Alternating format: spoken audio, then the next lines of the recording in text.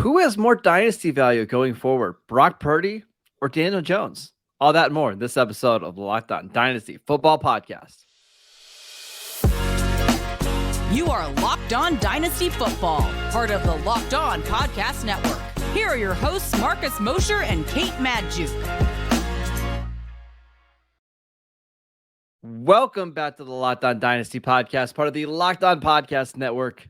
Thank you for tuning in. I'd like to thank you for making us your first listen of the day. Today's episode is brought to you by Prize Picks. Prize Picks is daily fantasy made easy. Pick 2 to 5 players, and if they score more or less in their Prize Pick projection, you can win up to 10 times your money on any entry.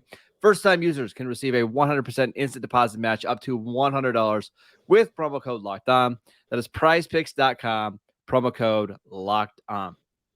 I am Marcus Mosher. You can follow me on Twitter at Marcus_Mosher. She is Kate Magdziuk. Follow her on Twitter at Kate Magdziuk. Kate, did you enjoy Super Wildcard Weekend? Oh my God, I did. It was so wild, Marcus. It was so freaking wild. And I'm going to say, I was very disappointed at the game slate. So disappointed because it seemed like we were just not, it was going to be blah, right? Like it seemed like there are going to be a lot of blowouts. I didn't know what to expect. Far exceeded my expectations. And I mean, Dolphins put up a fight with Skylar Thompson. Wouldn't have expected that. The Ravens put up a fight with Tyler Huntley and company. And I don't know. We saw some good football. We saw some bad football, but we also saw some good football. And wow. Yeah, I mean, a lot of fun games. Let's hope tonight's game is at least somewhat fun. I got a feeling it won't be, at least for me. Let's talk about Brock Purdy. Let's talk about Brock Purdy because he's pretty good. He is pretty darn good. And he's pretty darn fun to watch, Marcus. All right. He is 18 of 30 for 332 yards, 3 touchdowns, no interceptions, pass rating of 131.5. Also had a rushing touchdown. Before we talk about him long-term, I know he was throwing to a lot of open receivers, and I know a lot of it was yards after catch by Deebo Samuel, including, was it like a 75-yarder he had? However, that's just this offense, right? And when we're talking about Brock Purdy's dynasty value going forward, he's going to have these guys that he's going to be throwing to, and it is going to be wide open windows, and it's going to be a ton of yards after catch. Kate, I just keep looking at my dynasty rankings and being like, you know what? Brock Purdy, I'm going to keep moving him up. He's now had back-to-back 3-touchdown games. Jimmy Garoppolo had 1 3-touchdown game this season. Before that, 2019 is the last time he did it. So I don't think this is just, hey, he's Jimmy Garoppolo 2.0. I actually think he's adding value to the offense. And I mean, to be fair, if he were Jimmy Garoppolo 2.0, that's great. Jimmy Garoppolo has been a really fine quarterback for the San Francisco 49ers. I mean, what he's been doing, Marcus, as so far this season, 65% completion rate, throwing touchdown passes at a 6.8% clip. That is unhinged for really anybody, but Mr. Irrelevant, the last pick in the NFL draft, is throwing passing touchdowns at a 6.8% clip. And it's not a small sample size either. He's thrown almost 250 pass attempts since taking over this role, 105 passer rating. And he just kind of, I don't know, he's got that dog in him for real. Like when you saw some of the plays that he made this weekend, even the plays that maybe weren't completed or were almost completed, like there were so many plays where you just saw this ability to extend plays, keep looking down the field, and really just totally unfazed by defenders in his face. Like he plays like a baller, and like he's really fun to watch. But I mean, the most interesting thing, the most interesting storyline we're going to see this offseason is what the 49ers do at quarterback. And to be honest, like, I feel like I usually have a stance on something. I don't know what they should do. I really don't know what they should do because, like, let's not forget Trey Lance. I mean, he's not even had really any opportunity to win the starting job. He had that awful ankle injury.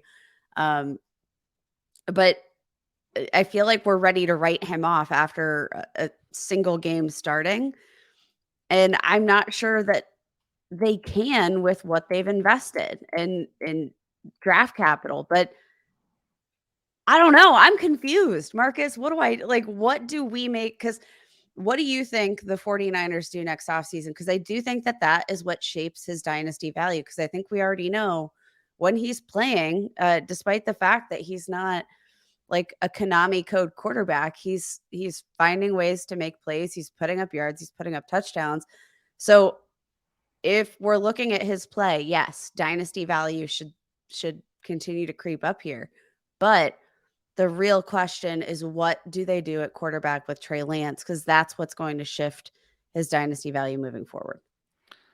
I think the 49ers reached the NFC championship game at worst. And with Brock Purdy averaging like 2.5 touchdowns a game since he's become the starter, and for the fact that he's on a rookie contract and the game just doesn't look too big for him, it's going to be Purdy. Like, it just is. I don't know how you can tell the players in the locker room, hey, this guy played awesome for us. He led us to the NFC Championship. He led us to the Super Bowl. Let's say they make it to the Super Bowl. But we're going to put in this unproven kid coming off of now 2 major knee injuries or new knee surgeries. I just don't think they're going to care about the draft value. Like, now that we're in year 3 and they found a young option that's playing well, they'll keep Lance as a high upside backup. But let me say it this way. I would be absolutely shocked at this point. Absolutely shocked if Brock Purdy isn't the week 1 quarterback for the 49ers next year. Absolutely shocked. Wow. I mean, if that's the belief, then all right, like settled. Brock It's Purdy's just probably the best QB2 you could have in your dynasty league. And I just keep looking at like the dynasty rankings, and it's like, would you rather have Tua or Brock Purdy? Marcus, you would rather have Tua. I mean, the concussions are scary though. Like, that's the thing They're absolutely terrifying. But I also think that from what there's no question for I know there's a lot of speculation about like Brady to Miami because that's been a thing for ages and eons. But I do think that there's I don't know. I can't take Purdy over Tua. Too much uncertainty there, but just as much uncertainty with me for Tua. And at least Tua's got some of that draft capital to back him up. He was a former number 5 overall pick. Those guys are going to be more willing to get continued chances day in and day out, just based on draft capital alone. one quarterback, Kate, that I'm really interested to debate Brock Purdy against is Daniel Jones, who we're going to talk about right after this break. But before we do that, I want to let you know that this podcast is sponsored by Prize Picks. Prize Picks is daily fantasy made easy. It's so much fun to play. All you have to do is pick 2 to 5 players, and if they score more or less than their Prize Pick projection, you can win up to 10 times your money on any entry. No competing against other people. It's just you versus the projections available.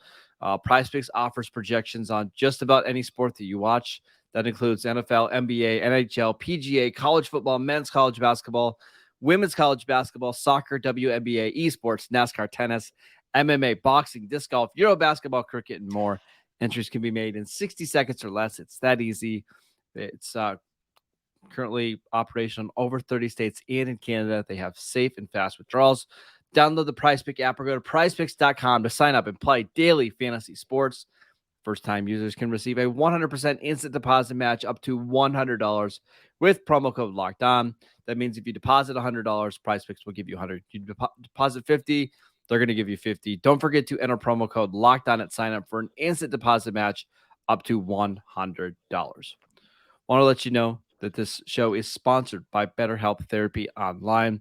Unfortunately, life doesn't come with a user manual. So when it's not working for you, it's normal to feel stuck. Therapists are trained to help you figure out the cause of challenging emotions and help you learn productive coping skills, which makes therapy the closest thing to a guided tour of the complex engine called you.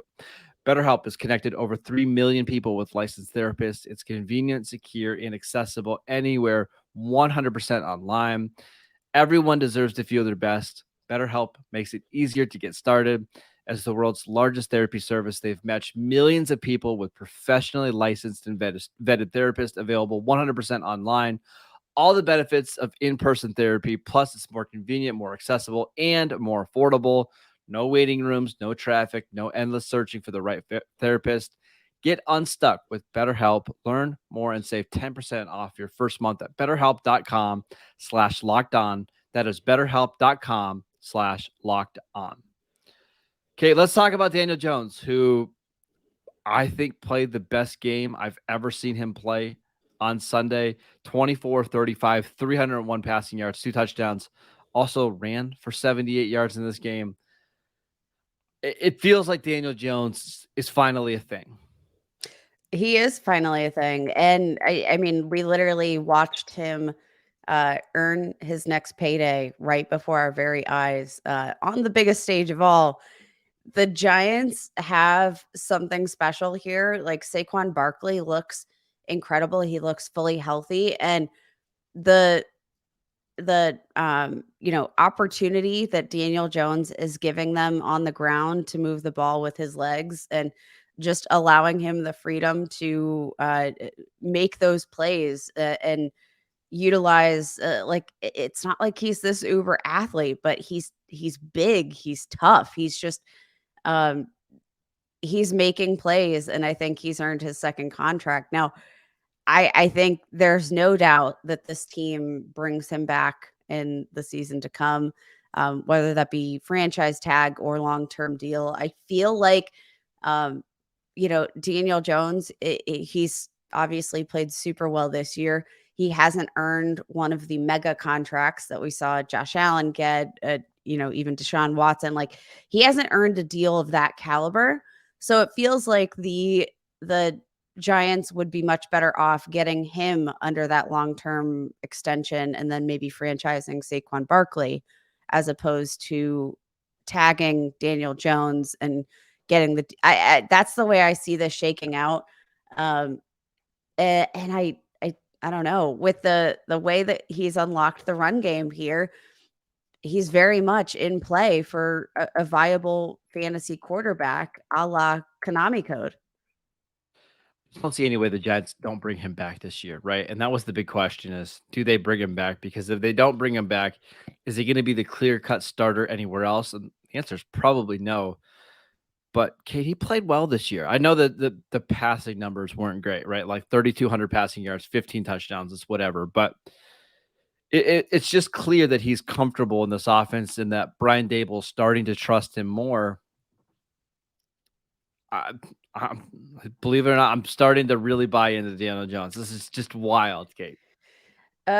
So week 11 on, Marcus, just week yeah, week 11 on, we actually saw Daniel Jones perform as a QB1 for fantasy in 4 out of the last 6 games Yeah. of the season, averaged just over 23 fantasy points per game. Again, a lot of that comes down to his ability as a rusher. And I mean, incredibly, not just like under 50 fewer rushing yards than Josh Allen, same number of rushing touchdowns. Like, to see what he accomplished even as a passer in terms of like completion rate, I think he's made good decisions, and that's why we've seen the lowest turnover rate of his career. Um, he's being safe with the football, and I think get him a dynamic playmaker, maybe I don't know, a DeAndre Hopkins, right? Like, if he waives his no trade clause to go to New York for a nice big market, um, get him one of these veteran receivers that can elevate his game as a passer, and I think you've got yourself a low end QB1, high upside QB2 for fantasy in the season to come. So on Dynasty League football right now, he's being ranked as QB 19 behind quarterbacks like Aaron Rodgers, Russell Wilson, Kirk Cousins, Derek Carr, Matthew Stafford. Where do you kind of see his value being right now? I think he's right around QB 16. Like, I'll take him above Aaron Rodgers. I'll take him above Matthew Stafford. Both of those quarterbacks are guys that, we don't have a lot of upside on the ground. Like No. Daniel Jones brings that. Both of these quarterbacks, we've had plenty of speculation. Are they nearing retirement? Matthew Stafford, obviously, with the concussions he suffered this year. And Aaron Rodgers has. Well, that's the one that is shocking to me. Tell me how Aaron Rodgers is being ranked 5, 6, 7 spots ahead of Daniel Jones. We just did this last week's show. Like, Rodgers did not have a 240-yard passing game in any of his final 9 games of the season. The touchdown significantly declined. He's 39 years old. He's not running the ball. It's got to be close, right? Did Daniel Jones outscore Aaron Rodgers this year? He did. Aaron Rodgers had also, Marcus, just 2 top 12 weeks the entire season.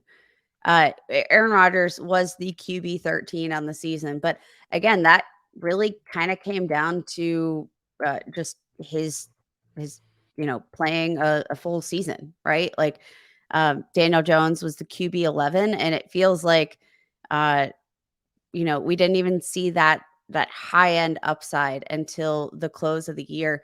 Scored 38 fantasy points in the season finale. So, man, if you started him in your league Super Bowl, you were handsomely rewarded. But the upside there feels significant. And again, this is upside without a true wide receiver one. Yes. Like, he's throwing Or to dominant Isaiah tight end. Hodgins, Richie James. Yeah, like there are.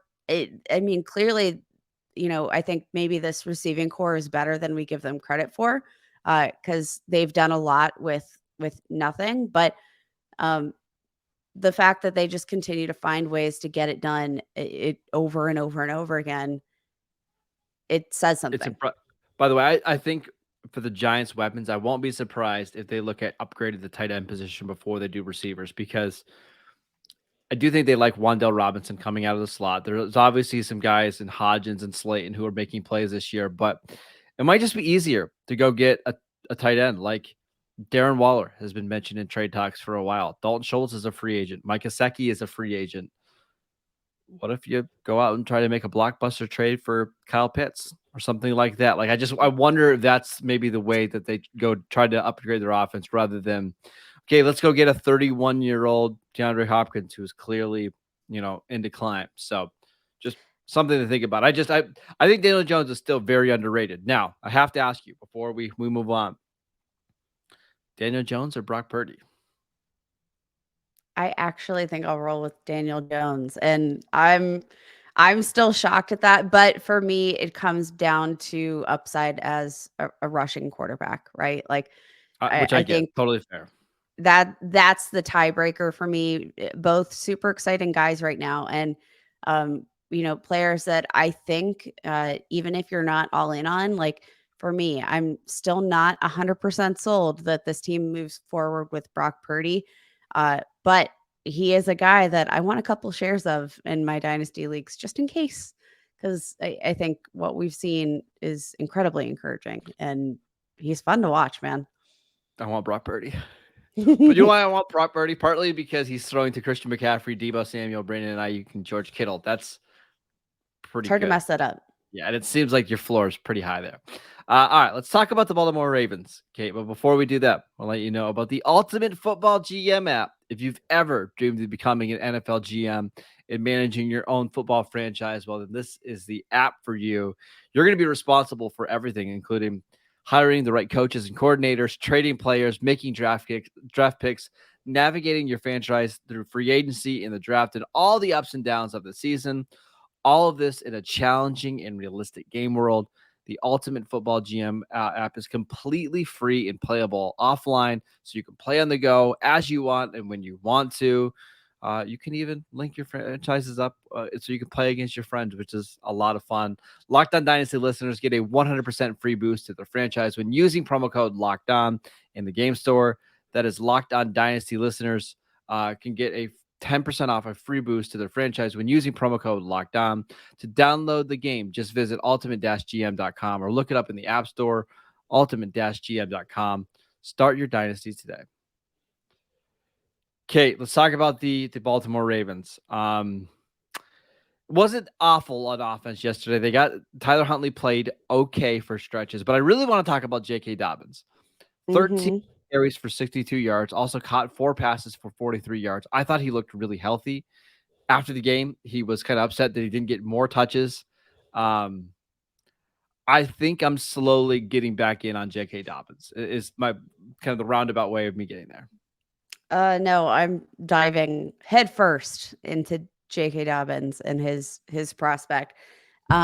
Marcus, over the last 5 games, 505 scrimmage yards, 2 touchdowns, averaging 6.6 yards per rush attempt. Yeah. Um, he's been incredible. He's been incredibly efficient.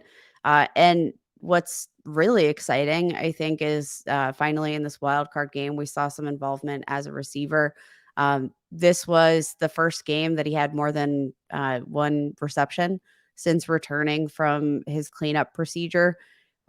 He looks like a different player right now, and I do think that had they relied more on the run, this would have been probably the biggest upset we could have ever foreseen, especially without Lamar Jackson. Now, obviously, health has been a concern for J.K. Dobbins, but it looks like that's not a concern anymore. He looks incredibly healthy.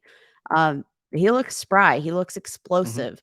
And I think that, maybe we're underrating the fact that we finally have a healthy running back in one of the best running offenses in the league. This is a system built and designed for the run. And now the running back is fully healthy. In the most recent batch of Dynasty ADP, drafted on average as RB21. He's not even 24 years old yet.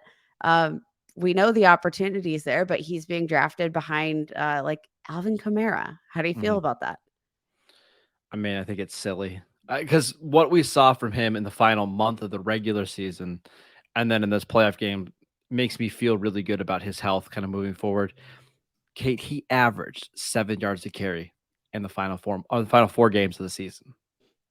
I Yeah, mean, he's been and incredible. How about you know, I don't know, J.K. Dobbins or Joe Mixon, divisional Dobbins, rival. We saw him go head Dob- to head yesterday, and one of them looked a lot better than the other. Dobbins. And the thing too with Dobbins is we should mention Tyler Huntley was a quarterback, and that meant that Cincinnati and all the teams for the last 2 months have been, kind of keying on the run game. Once Lamar gets healthy, and I'm going to assume he's coming back next year. I think they're going to franchise him. And they get back like Rashad Bateman to help maybe open up the run game a little bit more because he's obviously going to attract more attention from the safeties. I just don't see how J.K. Dobbins doesn't kind of get back to what we saw from him as a rookie, where he's averaging 5.5 yards per carry. He's getting goal line touches. I think this is a good time to buy. I absolutely think so. And I think maybe even capitalizing on some of this discourse right now Mhm. around the Ravens franchise in general. Like it feels like a good time to buy into the Ravens because maybe a good time to buy into Lamar Jackson, even. There's been a lot of discussion over the last few days about the fact that he did not travel with the team, about the fact that he's not playing. I think it was Michael Vick came out to say like put a brace on it and just play through your knee injury when you have the playoffs on the line. But also like let's remember this man is uh trying to get paid. Like to put himself out there when he's not fully healthy, that doesn't do himself any favors at all. Imagine he does put a brace on it, goes out there, plays, and destroys his knee. Uh, not going to do him any favors as he hits free agency in 2023. I kind of want to capitalize on all of this uncertainty and buy into the Ravens because I think, look, this is a very smart organization, top to bottom. They Mhm. always figure it out. I think it's just been uh, a rough go of it, and things are going to get put back together. And once they are, you're not going to be able to buy at these prices. Does feel like outside of the quarterback, there's some more certainty with this Ravens organization. Like the offensive line is just in much better shape now than it was a year ago. Ronnie Stanley's healthy. They've locked up the center position in Tyler Linderbaum. They still need to do more work at receiver. Obviously, Bateman, I thought, looked good before he got hurt. If they can get one more receiver, they've got multiple tight ends. J.K. Dobbins, we know now is going to be healthy going into the offseason. I agree. This is just an offense that I kind of want to buy into, why everybody's prices are suppressed. Kate, last thing. Lamar Jackson, QB6 on Dynasty League football. This is the cheapest he's been since he was a rookie in the NFL. And I wouldn't be surprised, depending how the rest of the playoffs go, because we still have like Trevor Lawrence, who's being ranked as QB7. If Lawrence has a massive game against the Chiefs, would it shock you if people started to rank Lawrence ahead of Lamar Jackson? Absolutely not. So I want in on Lamar. I want in on Bateman. I want in on J.K. Dobbins, especially if they move on from Greg Roman, their offensive coordinator, this offseason. Yeah, absolutely. There's a lot of upside, and I mean that this is what Dynasty is all about, right? Buying low, and capitalizing on some of those opportunities. I think this is definitely one of those small windows for this franchise because Yep. if they lock up Lamar Jackson on a long-term deal or apply the franchise tag, I do think that we're going to see that value continue to skyrocket. A lot of opportunity here in Dynasty, and I'm excited. All right, that is it for today's show. Thank you for making Locked On Dynasty your first listen today. For your second listen, check out the Locked On NFL podcast, bringing you the local insights you love to the national spotlight with daily conversations on the biggest NFL stories. Locked On NFL, available on YouTube and wherever you get your podcasts. All same places that you get the Locked On Dynasty podcast. Check us out on YouTube. Go follow Kate at Kate Magdziuk on Twitter. Go check her workout at the Gaming Society. She's got an article coming out today or tomorrow on Brock Purdy, correct? Today. Oh, yeah. Check it Today. out. Yes, check it out. A pretty good article, if I do say so myself. We'd be like a fine jar every time you make a Purdy joke. I'm at Marcus_Mosher. Enjoy the Monday Night Football game tonight. We'll see you guys back here on Friday. Matt and Ryan, Tuesday, Wednesday, Thursday. Enjoy the game, everybody.